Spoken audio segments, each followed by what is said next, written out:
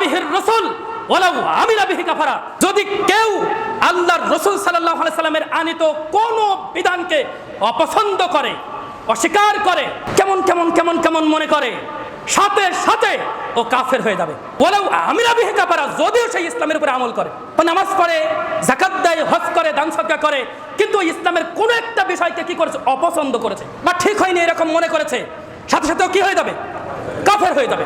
কারণ আল্লাহর কাছে একমাত্র মনোনীত দ্বীনের নাম কি?